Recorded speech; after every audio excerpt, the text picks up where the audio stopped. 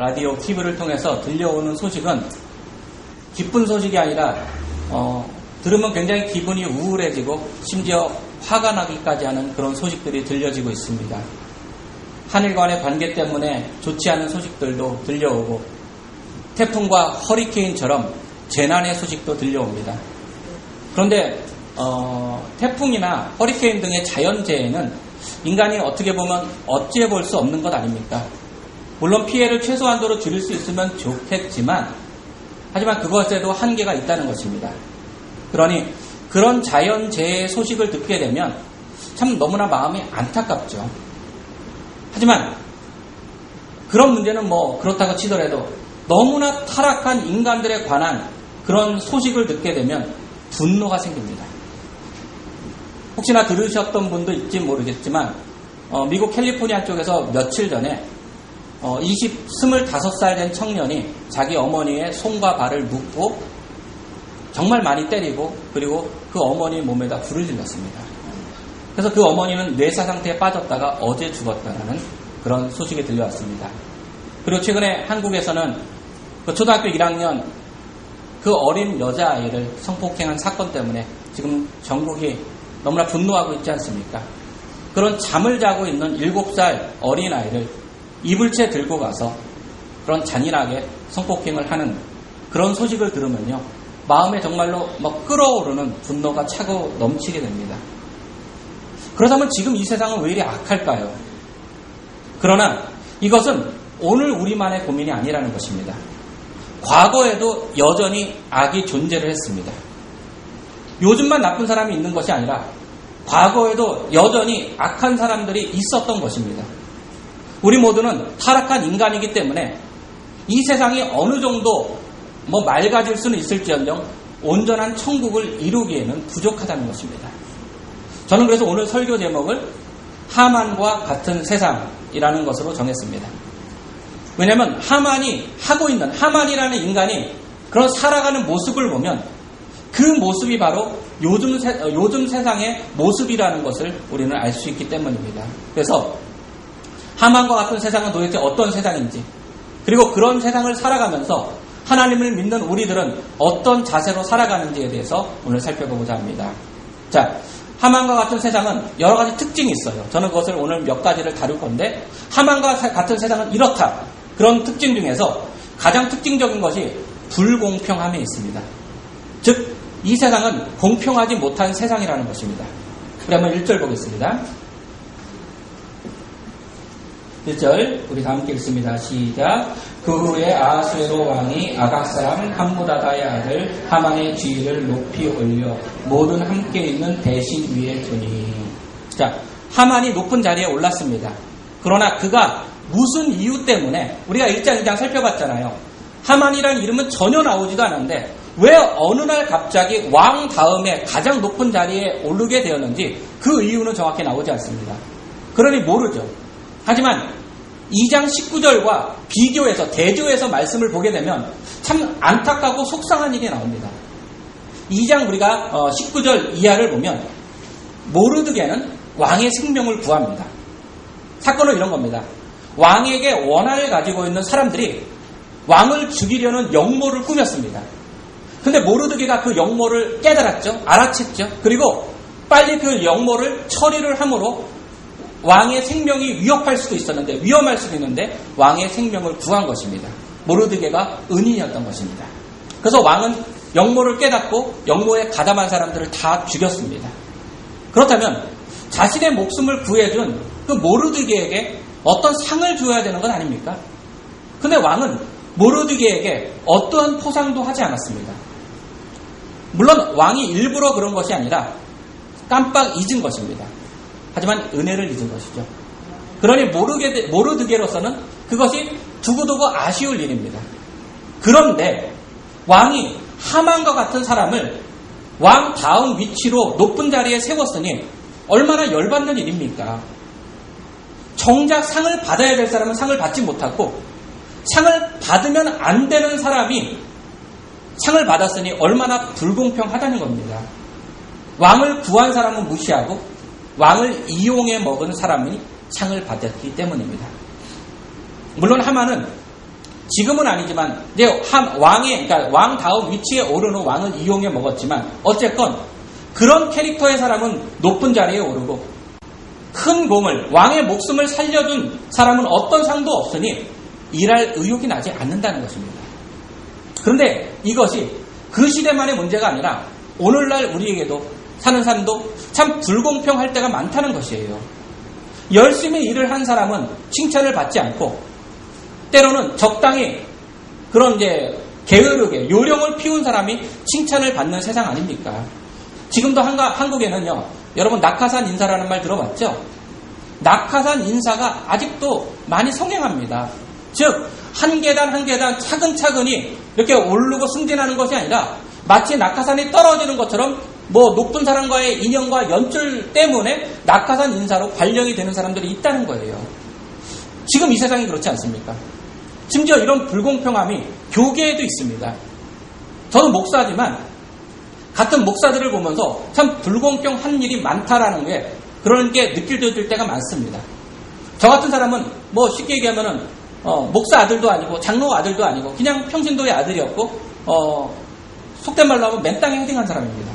근데 한국 교회의 크다란 문제 중에 하나가 뭐냐면 세습 문제잖아요.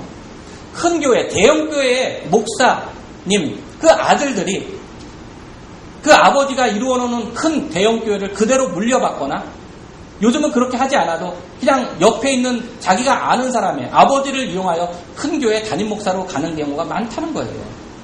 그런 것을 저같이 밑바닥을 더욱더 하나하나 올라간 사람들이 보기에는 참 아쉬운 일이라는 것입니다.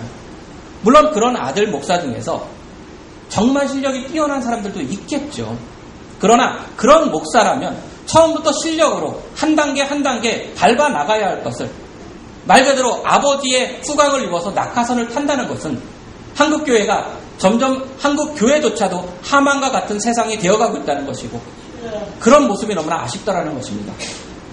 자, 하만과 같은 세상의 또 다른 특징은 인사받기를 좋아한다는 것이에요.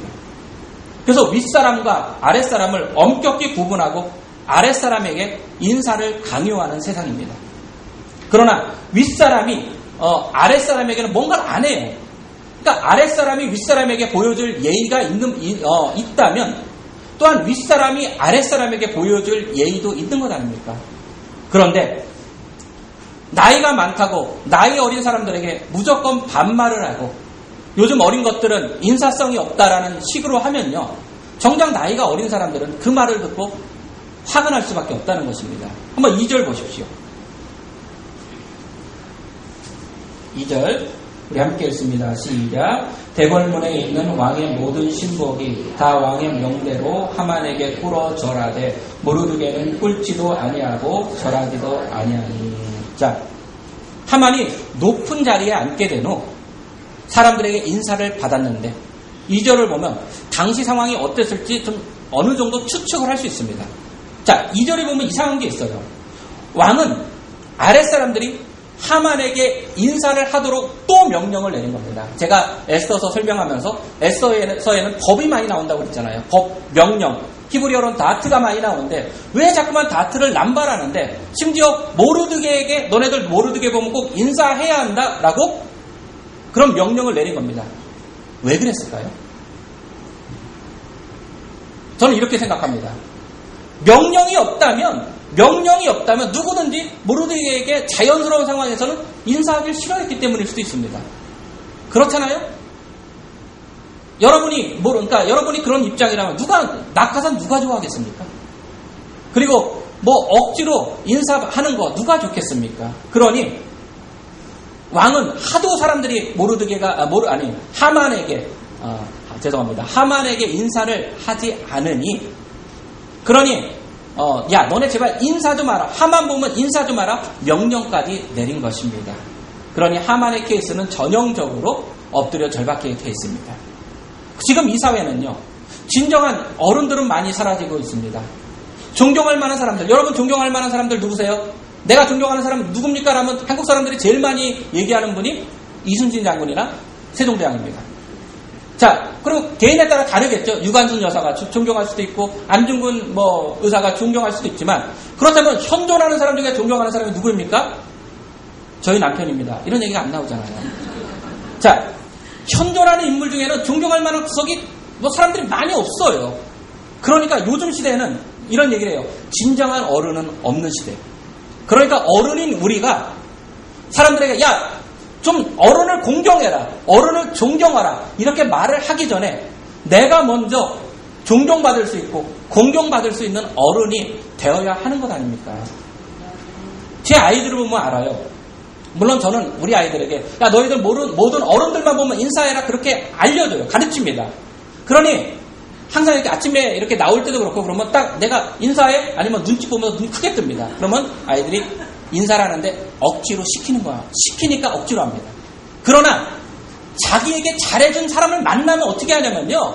저 멀리 있는데 막 달려가서 안녕하세요라고 인사를 합니다. 무슨 차이입니까?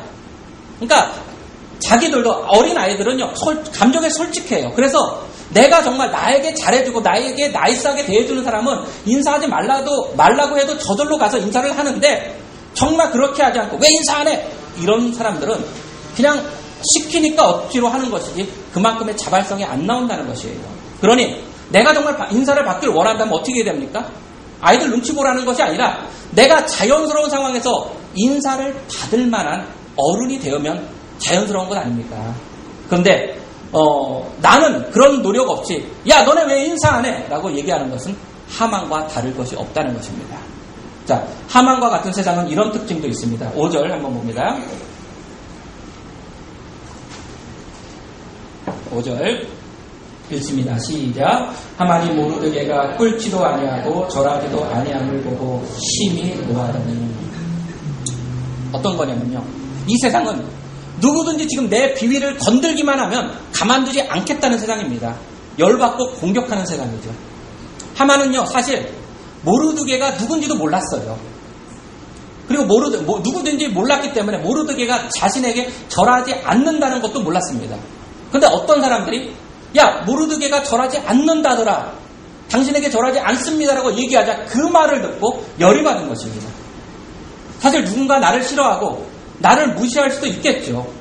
그리고 그런 것을 알게 되면 기분이 좋을 리가 없어요. 여러분 어떤 사람이 여러분을 싫어하는데 그거 기분 좋을 리 있습니까? 저도요. 아까 우리 권사님 기도하셨지만 저도 기왕이면 다른 사람 몰라요. 우리 교인들은 목사 중에 저를 제일 좋아해 주셨으면 좋겠습니다. 아멘 없으면 어쩌라는 거예요. 예. 그리고 아직까지는 대놓고 그런 사람이 없지만 어떤 사람이 만약에 저를 싫어한다고 하면요. 제가 마음이 좀 아플 것 같아요. 하지만 만약에 어떤 사람이 나를 싫어하는 사람이 발견이 되면 저는 어떻게 할 거냐면 도대체 저분이 왜 나를 싫어할까? 왜 나의 어떤 부족한 모습을 봤을까? 그래서 내 자신을 한번 돌아보게 되고 왜냐면 저도 인간이기 때문에 연약하기 때문에 얼마든지 약점이 있을 수 있잖아요. 그러니까 내가 도대체 저분에게 왜 밉보였을까라고 생각을 해보고 또 혹시나 오해받을 일이 있으면 가서 오해를 풀어주도록 하겠죠. 즉 그러니까 원망하기에 앞서 제 자신을 먼저 돌아볼 것 같습니다. 근데 하만은 그렇게 하지 않았던 것이에요. 하만은 감히 나를 무시해? 누가 감히 나한테 인사하지 않아? 감히 어떤 놈이야? 이런 식입니다. 아까 다시 한번 입장 바꿔 생각해보면요. 하만이라고 낙하산 좋아하겠습니까? 그리고 자기가 그런 그러니까 자기가 모르드게의 입장이라면 그렇게 억지로 엎드려 절받기식으로 그렇게 절하고 싶겠냐 그런 것이죠. 그런데 하만은 자기 주제는 파악하지 않고 나를 열받게 했으니 가만두지 않겠다는 것입니다. 요즘 이 세상 보십시오. 요즘 한국에서 묻지마 범죄라는 말 많이 들어봤죠. 묻지마 범죄가 너무나 유행처럼 번지고 있습니다. 누구든지 내 마음에 안 들면 그리고 내 마음에 안 들더라도 그 사람만이 아니라 주변 사람들까지 다 그냥 내 비위를 건들면 총 쏘고 칼을 휘두르겠다는 것입니다. 이런 설교를 듣고 있으면 오늘 설교는 참 속이 아픈 설교예요. 마음이 아픈 설교입니다. 속이 편한 사람이 있다면 이런 일을 안 당해본 사람일 것이고 속이 불편한 사람이라면 이런 아픔을 당했을 수도 있겠죠. 하만과 같은 세상은요. 또한 6절과 같습니다.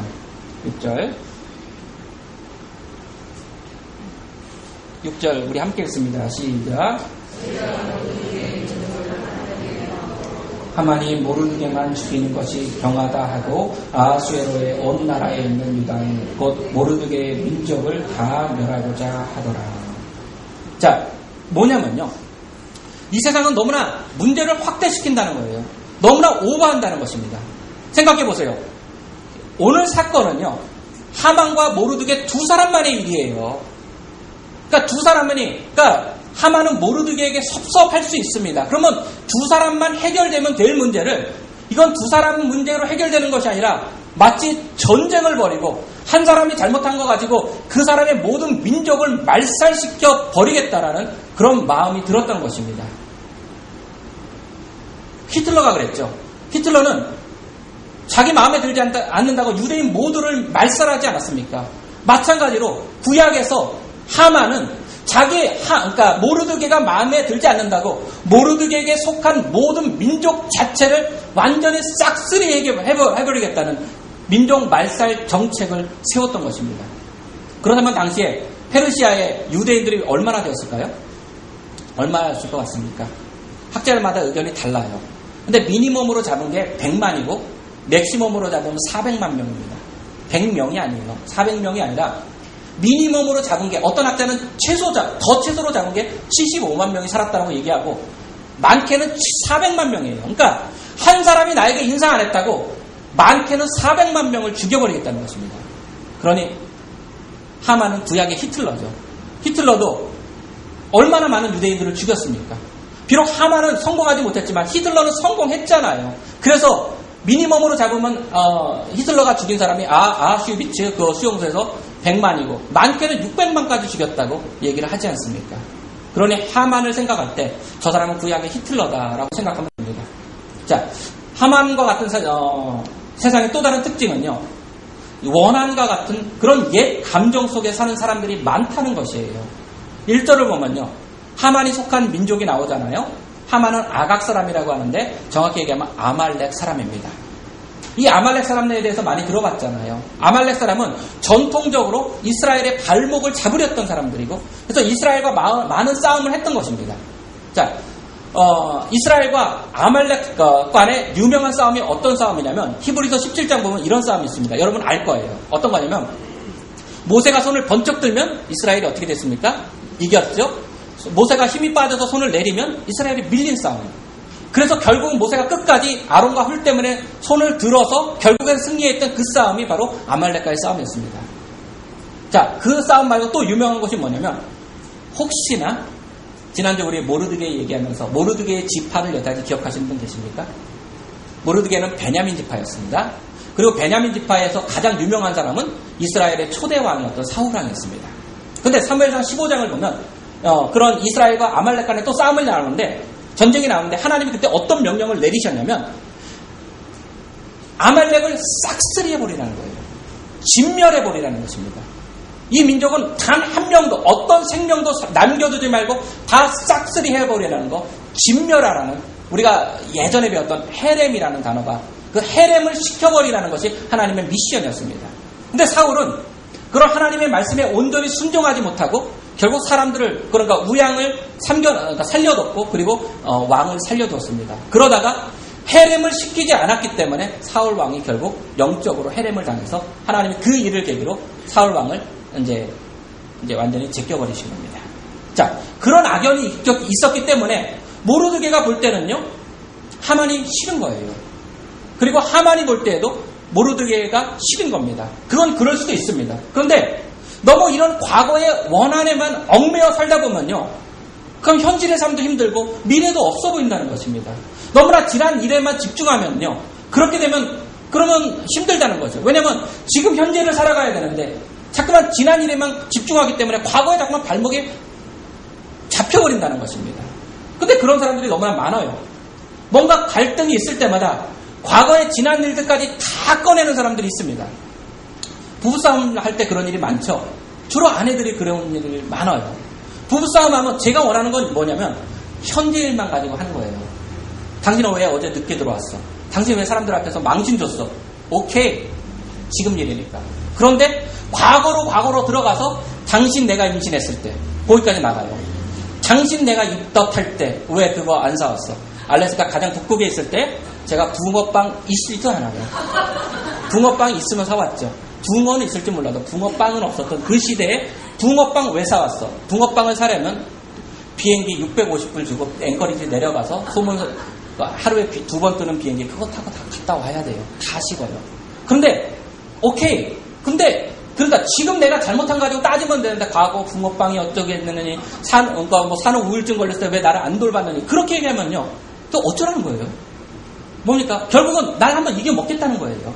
어떻게든 싸워서 저 사람이 사과할 때까지 나는 끝까지 과거를 막 자꾸만 찾아냅니다. 뭐 우리 집 사람이 그렇다는 게 아니라 평소에 여자들 보면 여자들이라고 하면 또 죄송하고 하여간 어떤 사람들을 보면 자꾸만 좀 깜빡깜빡 잊어요. 그래서 저 사람 참 기억력 없다라고 생각하는데 아니 과거에 캐내는 거 보면 천재예요.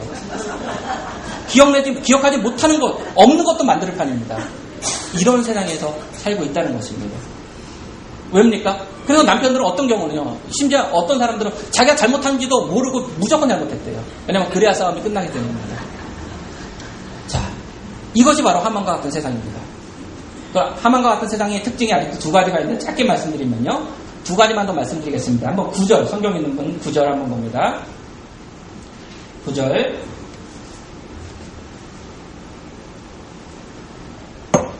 읽습니다. 시작.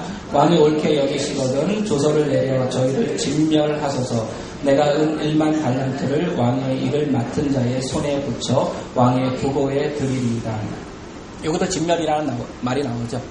자, 하만은 이스라엘을 진멸시키고 싶었습니다. 싹쓸이 어떤 생명도 살려두지 않고 다 죽이고 싶었습니다.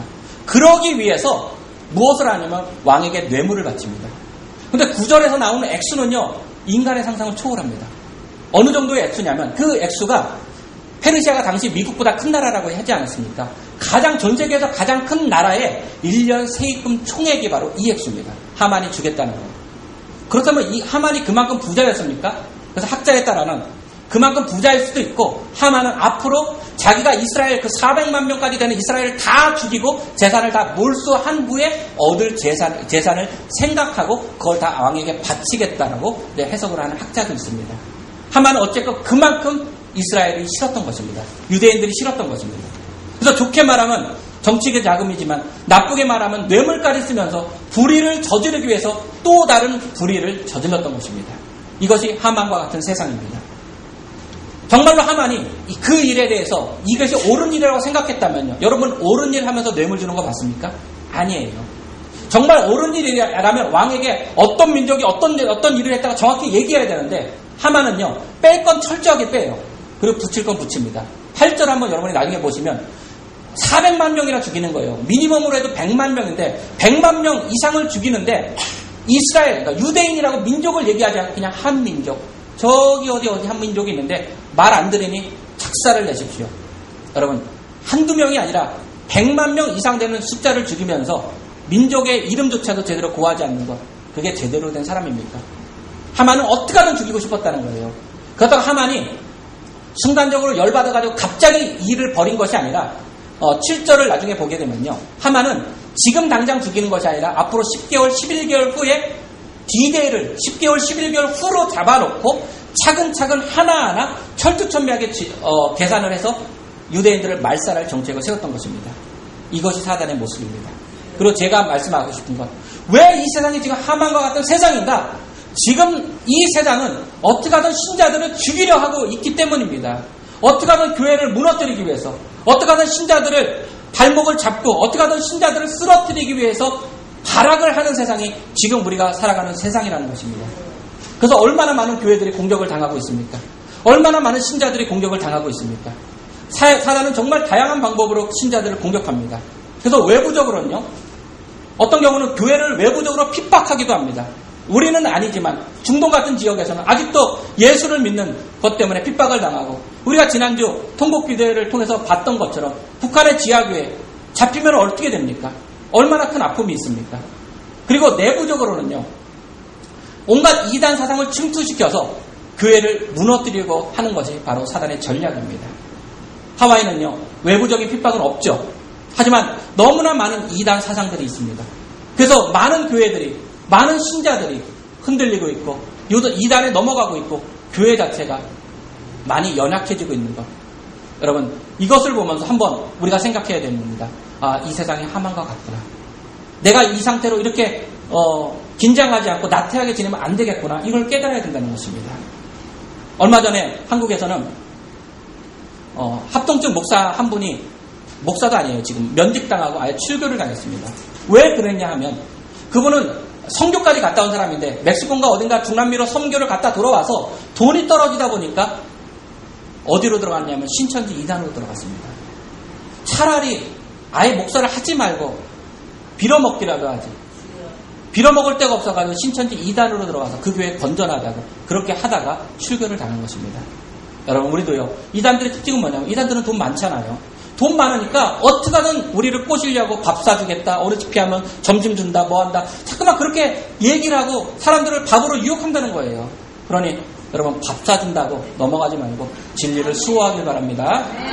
그렇다면 짧게 얘기할게요. 이제부터. 왜 모르드게는 하만에게 인사를 하지 않았을까? 세 가지를 봅니다. 인사하지 않은 이유 자존심 때문이다. 그러니까 모르드게가 교만했다라고 보는 학자들도 있고 그리고 민족 아까 얘기한 민족 감정 때문에 한일 같은 민족 감정 때문에 안 했다라는 의견도 있고 또 하만이 요구한 절은 일반적인 절이 아니라 거의 우상 숭배의 수준의 절이었다고 보는 시각도 있습니다.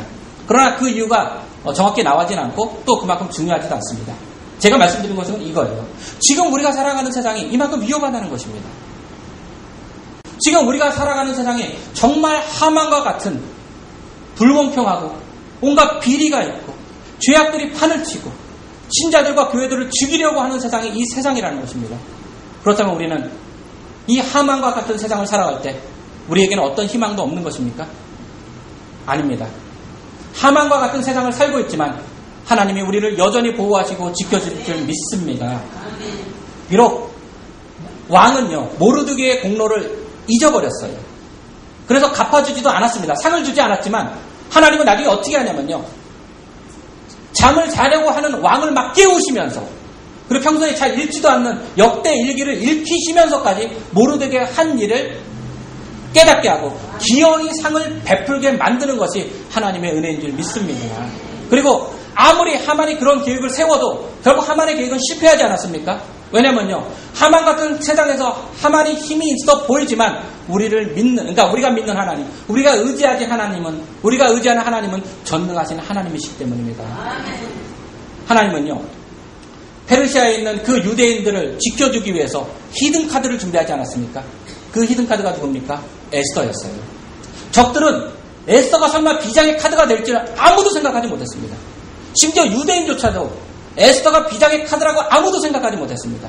오직 하나님만이 에스더를 유대인을 살리기 위한 비장의 카드로 준비하고 계셨던 것입니다. 오늘요 제가 말씀드리고 싶은 것은 오늘 우리가 힘듭니까? 우리 교회들이 무너지고 있습니까? 그렇다면 하나님이 우리들 교회들을 이 민족 교회들을 살리기 위해서 구하기 위해서 또 다른 비장의 카드를 준비하고 계시더라는 것이에요. 하나님은 그리고 비장의 카드 말고 가장 확실한 카드를 이미 우리에게 주셨습니다. 그분이 바로 예수님인 줄 믿습니다. 그래서 우리가 예수님만 붙들기만 하면 그 예수님만 의지하고 예수님 안에 있으면 언제든지 승리하게 될 줄 믿습니다. 또한 하나님은 우리에게 성령을 보내주셔서 날마다 성령의 도우심으로 살아가게 하십니다. 성령이 또한 우리에게 비장의 카드입니다. 또한 하나님은 사람을 사용하십니다. 제가 에스더 얘기하면서 계속 에스더에서 얘기했잖아요. 에스더라는 여자는 원래는 그런 여인이 아니에요. 원래는 출신 성분도 그렇고 평범한 축에도 끼지 못했던 사람입니다. 고아였잖아요. 그리고 형제들도 없고 사촌 오빠인 모르드게를 양아버지로 삼은 사람이잖아요. 우리로 볼 때는 평균 이하의 사람이었는데 그런 사람도 하나님이 히든카드로 준비하시고 하나님께 쓰임받게 되니 민족을 구한 영웅이 되더라는 것입니다. 하나님이요 오늘 우리를 만약에 그렇게 만드신다면 하나님이 오늘 우리를 하나님의 히든카드로 만드신다면 우리는 어떻게 반응하겠습니까? 하나님 나는 아닙니다. 그렇게 얘기할 수 있어도 우리는 우리 스스로 보고 나는 아닐지 모르지만 하나님이 우리를 붙드시면 우리도 영웅이 될 수 있다는 것이에요. 우리가 가정뿐만 아니라 우리 교회뿐만 아니라 이 호놀룰루 미국 나가서 전 세계에 복음을 위해서 흔들리는 교회들을 구하기 위한 비장의 히든카드가 바로 우리가 될 수도 있다는 것입니다. 그러니 우리가 무엇을 해야 되겠습니까? 말씀의 결론은 간단해요. 여러분 아무리 하만과 같은 세상에 살더라도 기죽지 마십시오. 아무리 하만과 같은 세상에 살더라도 억울해하지 마십시오. 하나님이 갚아주실 겁니다. 하나님이 지켜주실 것입니다. 하나님이 인도하실 것입니다. 그리고 또한 비록 나는 지금 연약하지만, 나는 지금 가진 것이 아무것도 없지만, 이런 나도 하나님이 사용하시고, 하나님이 준비하시고, 하나님이 히든카드로 우리를 언젠가 붙드신다면, 우리도 나를 통해서 가정이, 나를 통해서 교회가, 나를 통해서 민족이, 나를 통해서 온 열방이 하나님 앞에 온전히 돌아올 수 있다라는 그런 꿈을 가지고, 내가 아니에요, 하나님이 해주시는 겁니다. 그 꿈을 가지고 오늘도 하나님 나를 사용하여 주옵소서. 내가 하나님의 히든카드가 되기를 원합니다. 내가 우리 가정을 위한, 내가 우리 교회를 위한, 내가 이 호놀룰루와 미국과 한국과 전 세계를 위한 하나님이 준비하신 히든카드가 되길 원합니다. 이렇게 기도할 때 하나님께 쓰임받고 나라와 민족을 구하는 저와 여러분 되기를 주님의 이름으로 축원합니다. 기도하겠습니다. 하나님, 아무리 악하고 아무리 불공평한 세상을 산다 하더라도 결코 좌절하거나 낙심하거나 실망치 않게 하여 주시옵소서.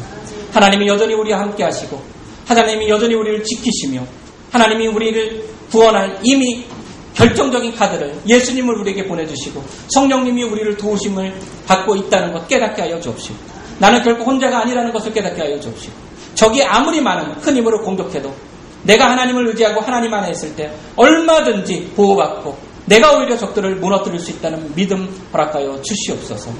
비록 나는 연약하지만 하나님이 나 같은 사람을 붙들어 쓰실 때 나도 이 민족을 향한, 이 열방을 향한 비밀의 카드, 히든 카드가 될 수 있다는 것을 깨닫게 하여 주옵시고, 하나님께 쓰임 받기만을 위해 날마다 마음으로 소원하고 기도하는 우리 모두가 되게 하여 주시옵소서.